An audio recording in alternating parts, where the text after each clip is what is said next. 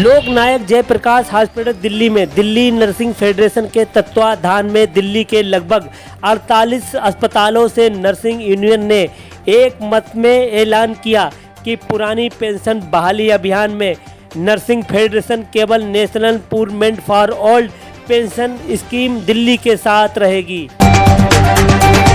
और अब आह्वान किया जाएगा सभी नर्सिंग अधिकारी कंधे से कंधा मिलाकर साथ चलेंगे। इस सम्मेलन में देश भर से मेडिकल कॉलेज की नर्सिंग फेडरेशन के महासचिव लीलाधर रामचंदानी, सुधीर रूप जी, अमित पांड्या और जितेंद्र कुमार के द्वारा किया गया। सम्मेलन में विशिष्ट अतिथि के रूप में दिल्ली एएनएम ओपीएस के अध्यक्ष डॉक्टर मंजीत पटेल और उनकी टीम के कई पदाधिकारी मौजूद रहे। इस मौके पर पटेल ने कहा कि देश भर में पुरानी पेंशन बहाली के लिए हम सरकार से अपील करते हैं कि पेंशन बहाल की जाए। यदि हमारे संवाददाता सलमान भारती, कैमरामैन आसिफ अली के साथ बीबीसी 24/7 न्यूज, लोक नायक जयप्रकाश अस्पताल, दिल्ली। हुआ आंदोलन और इसी प्रकार तेलंगाना में हमारे राष्ट्रीय महासचिव स्थित प्रजना जी के बस बात थी एक प्लेटफॉर्म बनाने की और एक जगह इकट्ठा होने की। तो 2017 में एनएमओपीएस का रजिस्ट्रेशन हुआ, national movement for old pension scheme, और इस मूवमेंट में पहला चैप्टर बनने के बाद पहला चैप्टर दिल्ली ऐड हुआ और हम सभी का सौभाग्य है कि हम उसी दिल्ली टीम का हिस्सा बने हुए हैं जिस दिल्ली टीम को एनएमओपीएस में पहले चैप्टर के रूप में शामिल किया गया था। 2017 में ये सारा काम होने के बाद 2018 में एनएमओपीएस ने राष्ट्रीय लेवल पर एक कॉल किया और 30 अप्रैल 2018 को हम लोगों ने आप सभी के सहयोग से रामलीला मैदान में लगभग 1.5 लाख लोगों के साथ एक महारैली की। आप बहुत सारे साथी उस 30 अप्रैल की रैली के गवाह होंगे जिन्होंने आकर वास्तव में वहां देखा होगा कि एक एनपीएस कर्मचारी कितनी शिद्दत के साथ उस रैली में एकत्र हुए और सरकार से पहली बार राष्ट्रीय स्तर पर आपके संगठन के माध्यम से ये मांग गई कि एनपीएस का कर्मचारी एनपीएस से परेशान है और वो इससे मुक्ति चाहता है।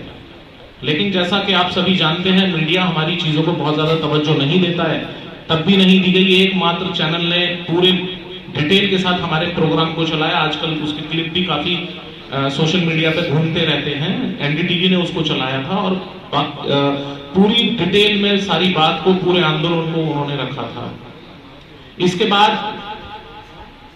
30 अप्रैल निकल गया और एक राष्ट्रीय पहचान अभी इस आंदोलन को मिलनी बाकी थी।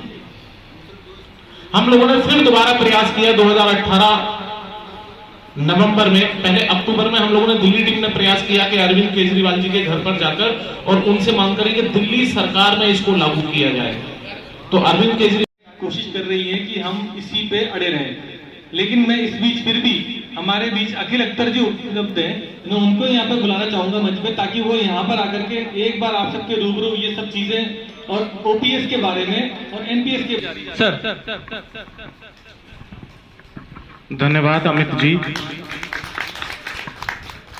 मंच पर आसीन सभी सम्मानित आंदोलनकारी साथी, विशेष रूप से रूप जी, और हमेशा इस लड़ाई में हमारे साथ कंधे से कंधे दिल्ली एनएमओपीएस के साइकिल योद्धा हमारे बीच में हैं बसंत पूर्ण प्रकाश जी, और सभी भाइयों और बहनों।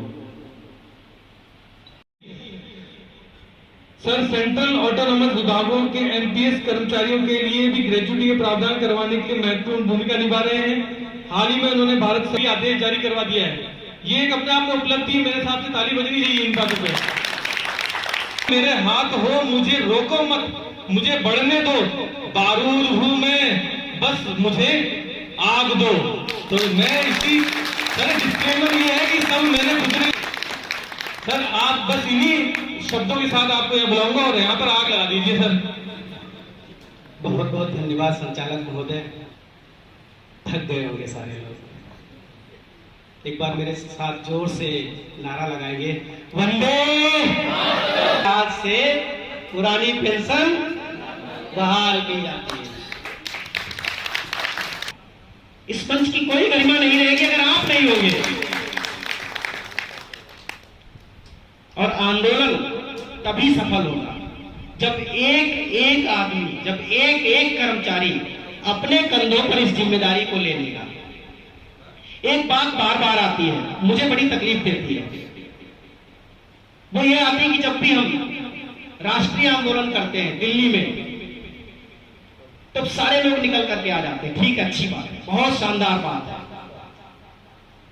लेकिन हम जिस सरजमी पर बैठे हुए हैं, अभी मेरे भाई भी अखिल अख्तर जी भी यही बात कर रहे थे कि दिल्ली पूर्ण राज्य नहीं है। दिल्ली क्या है? केंद्र शासित राज्य। बहुत सारे लोग भूल जाते हैं कि दिल्ली की विधानसभा से प्रस्ताव पारित कर दिया गया तो इसका मतलब वो कहां पुरानी पेंशन बहाल हो जानी चाहिए। अरे दिल्ली तो राज्य ही नहीं है। दिल्ली की तरह 7 यूनियन टेरिटरीज और भी है, 7 केंद्र शासित और भी है। उन 7 केंद्र हॉस्पिटल के अंदर आज हमारी नेशनल कन्वेंशन चल रही है। यहाँ से देश भर के प्रतिनिधि नर्सेज के आए हुए हैं और सबने ये डिसीजन लिया है कि जो national movement of old pension चल रहा है उसको राष्ट्रव्यापी हम समर्थन देने के लिए नर्सेज की ये अपनी पहली नेशनल राष्ट्रीय बैठक चल रही है और इसमें हमारा पूरा समर्थन है।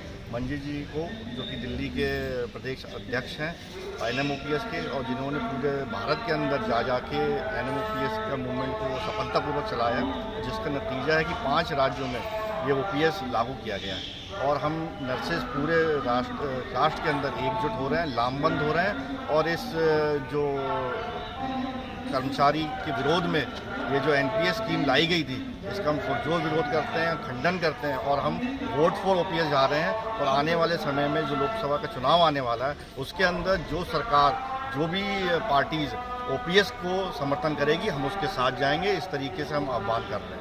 NPS OPS के बारे में थोड़ा विस्तार से बताएं। NPS के अंदर आपका पूरा का पूरा पैसा शेयर मार्केट में लगता है। अगर एक कर्मचारी 30 साल की सर्विस करने के बाद अपना NPS से फंड निकालने के लिए जाता है, वो भी सिर्फ उसको 25% मिलता है और जाता है। और अगर शेयर मार्केट नीचे गिर गया तो उसकी जमा पूंजी अगर समझ लीजिए 10 लाख रुपए है तो 10,000 हो जाएगी। इसके लिए कौन जिम्मेदार होगा उस समय? उसका परिवार कैसे चलेगा? बुढ़ापे में वो कैसे करेगा जबकि वो 30 साल से है? और राष्ट्र के अंदर जितने भी नेतागण हैं उनको 5-5 पेंशन मिलती है, उसके ऊपर आज तक कोई बयान नहीं है। आप हर बजट में देख लीजिए, जितनी भी पेंशन नेतागण की होती है उसमें वो इफाजा कर देते हैं। 600% तक की बढ़ोतरी देखने में आती है। लेकिन जब कर्मचारी की बारी आती है, जो 30 साल अपने कंधों पे मरीजों को ढोता है, उसके बावजूद भी वो खुद मरीज बन जाता है, उसके बाद उसके बुढ़ापे का लाठी जो एकमात्र OPS है वो भी छीन ली गई है। NPS को लागू इतना समय हो चुका है, इतने टाइम के बाद मुद्दा कैसे उठाया आपने? ये लगातार कर्मचारी इसके साथ जुड़े हुए हैं और उसी का ये नतीजा है कि 5 राज्यों में OPS बहाली हुई है और उसी का नतीजा कि आज राष्ट्रीय कार्यकारिणी नर्सेज की चल रही है। कितने हॉस्पिटल आपके साथ जुड़े हुए हैं? हमारे दिल्ली गवर्नमेंट के 37 हॉस्पिटल लगातार जुड़े हुए हैं दिल्ली नर्सिंग फेडरेशन के एक छत्र मंच पर।